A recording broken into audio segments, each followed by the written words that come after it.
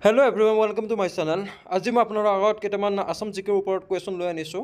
বহুতখিনি গুৰুত্বপূৰ্ণ কুৱেশ্যন হয় আপোনালোকৰ আহি থকা এক্সাম এডিআৰইৰ থাৰ্ড গ্ৰেড ফ'ৰ্থ গ্ৰেডৰ কাৰণে আৰু আসাম পুলিচৰ কাৰণে বহুতখিনি গুৰুত্বপূৰ্ণ হয়। আপোনাৰ সকলোৱে ভিডিঅ'টো ভালদৰে চাব আৰু ভিডিঅ'টো ভালদৰে লাইক কৰিব, চেনেলটো ছাবস্ক্ৰাইব কৰি থৈ দিব। আজিৰ প্ৰথমটো কুৱেশ্যন হৈছে what is the national animal of India? ভাৰতৰ ৰাষ্ট্ৰীয় পশু কি? ইয়াৰ শুদ্ধটো হ'ব অপশ্যন বি বাঘ। ভাৰতৰ ৰাষ্ট্ৰীয় পশু হৈছে বাঘ। Next, how many tiers are there in the Panchayati Raj structure? ভাৰতৰ পঞ্চায়তৰ ৰাজ ব্যৱস্থাত কিমানটা স্তৰ আছে? ইয়াৰ শুদ্ধটো হ'ব অপশ্যন চি তিনিটা। ভাৰতৰ পঞ্চায়তৰ ৰাজ ব্যৱস্থাত তিনিটা স্তৰ আছে।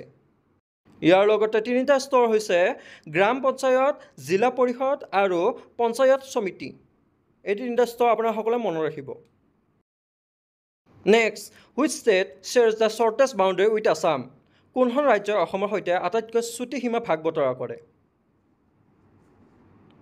ইয়াৰ শুদ্ধটো হ'ব অপশ্যন ডি ত্ৰিপুৰা।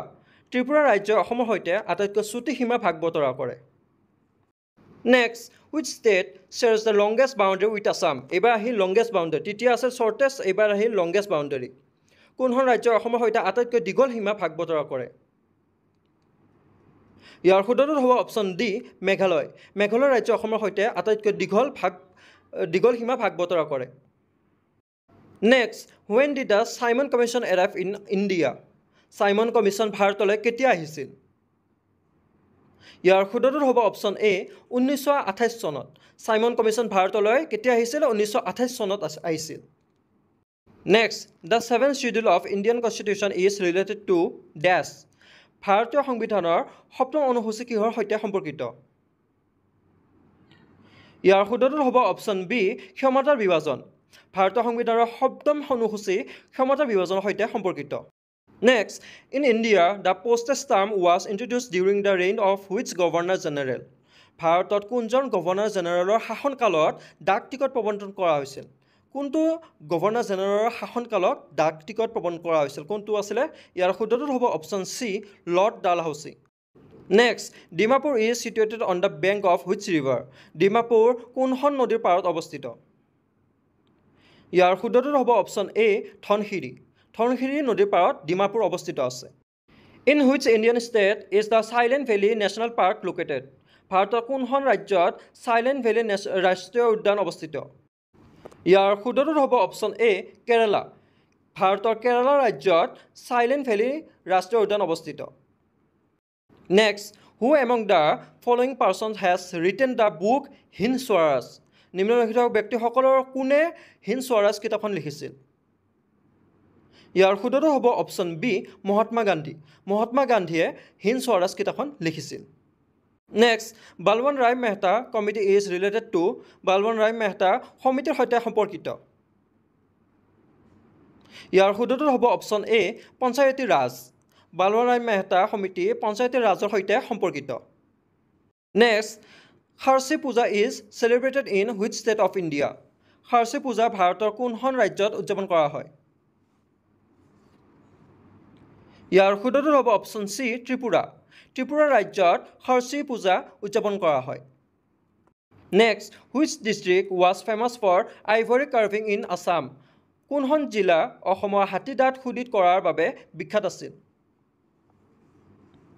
ইয়াৰ শুদ্ধটো হ'ব অপশ্যন বি ধুবুৰী। ধুবুৰী জিলা অসমৰ হাতী দাঁত খোদিত কৰাৰ বাবে বিখ্যাত আছিল। Next, who is considered as the father of Indian archaeology? ভাৰতৰ পুৰাতত্বৰ জনক হিচাপে কাক গণ্য কৰা হয়? ইয়াৰ শুদ্ধটো হ'ব option A Alexander Cunningham.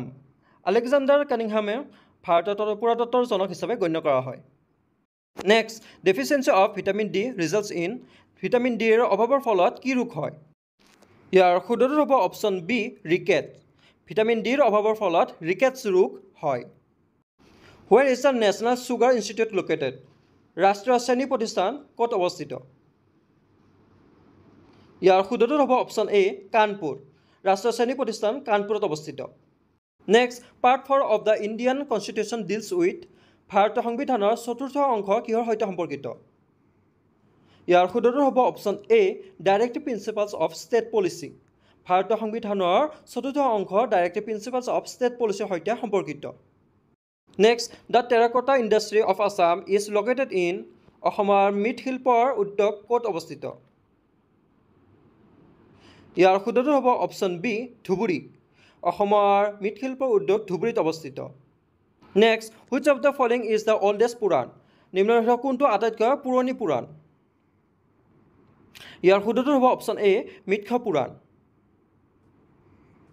Next who was the first speaker of Lok Sabha লোকসভাৰ প্ৰথম অধ্যক্ষ কোন আছিল ইয়াৰ শুদ্ধটো হ'ব অপশ্যন ডি গণেশ মাভলংকাৰ লোকসভাৰ প্ৰথম অধ্যক্ষ আছিলে গণেশ মাভলংকাৰ নেক্সট আজি আপোনালোকৰ হোমৱৰ্কটো হৈছে United nations day is celebrated on ৰাষ্ট্ৰসংঘ দিৱস কেতিয়া পালন কৰা হয় 24 ফেব্ৰুৱাৰী 24 অক্টোবৰ 24 ফেব্ৰুৱাৰী 2 অক্টোবৰ ইয়াৰে শুদ্ধটো আপোনালোকে মোক সকলোৱে কমেণ্ট ছেকশ্যনত জনাব আৰু সকলোৱে এনচাৰ হোমৱৰ্কবিলাকৰ এনচাৰ জনাবলৈ চেষ্টা কৰিব কাৰণ যিমানে আপোনালোকে হোমৱৰ্কবিলাক কৰি যায় সিমানে আপোনালোকৰ চৰ্চাবিলাক বাঢ়ি যাব গতিকে সকলোৱে হোমৱৰ্কবিলাকৰ এনচাৰ দিবলৈ চেষ্টা কৰিব আৰু মোৰ চেনেলৰ প্ৰফিট এণ্ড লছৰ ওপৰত ভিডিঅ' বনাইছোঁ আপোনালোকে সকলোৱে চাই ল'ব কাৰণ বহুতখিনি ফৰ্মুলা আৰু ট্ৰিক মই দিছোঁ বহুত ধুনীয়াকৈ বুজোৱা হৈছে গতিকে আপোনালোকে সকলোৱে ভিডিঅ'টো চাই ল'ব গতিকে ভিডিঅ'টো ভাল লাগে লাইক কৰিব চেনেলটো ছাবস্ক্ৰাইব কৰি থৈ দিব